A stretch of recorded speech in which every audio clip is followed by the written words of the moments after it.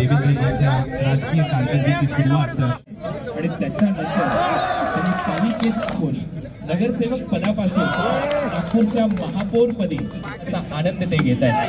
दुसऱ्या बाजूला आपण पाहतोय यांना ठरेल आणि त्याचमुळे त्यांची फटकेबाजी 1999 पासून विधिमंडळात आमदार समितीचे सदस्य, सार्वजनिक उपक्रम समितीचे सदस्य अशी अनेक कामे केलेली आहेत। सध्या मैदानामध्ये आनंद घेत आहेत या क्रिकेट।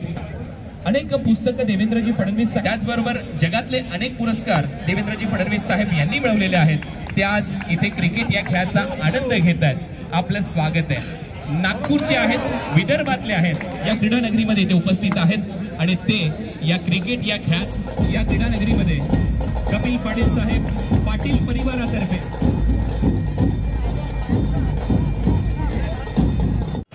आज ज्यांच्या जन्मदिनाच्या निमित्ताने प्रतिवर्षी या ठिकाणी विविध प्रकारचे कार्यक्रम आपण आयोजित करतो आणि मी दरवर्षी ज्या कार्यक्रमाला नियमित या ठिकाणी येतो असे आपले लोकप्रिय माजी केंद्रीय मंत्री आणि आमचे मित्र कपिल पाटीलजी, निरंजन डावखरेजी, सुलभाताई, या ठिकाणी मंचावर उपस्थित सर्व पदाधिकारी, उपस्थित सर्व खेळाडू, खेळप्रेमी, कार्यकर्ता, भगिनी आणि बंधूंनो, मला अतिशय आनंद आहे की दरवर्षी या कार्यक्रमाकरता माझी हजेरी असते आणि यावर्षी मुख्यमंत्री झाल्यानंतर हजेरी लावायची इच्छा असताना देखील येता येईल की नाही अशी परिस्थिती होती, कारण अधिवेशन सुरू होतं। अधिवेशनामध्ये काही कार्यक्रम देखील लागले होते, पण मी कपिलजींना सांगितलं होतं की मी काही करीन पण या ठिकाणी येईल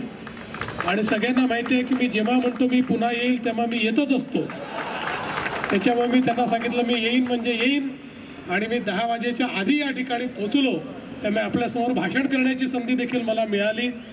खरं तर हा इतका मोठा इव्हेंट या ठिकाणी होतो आहे।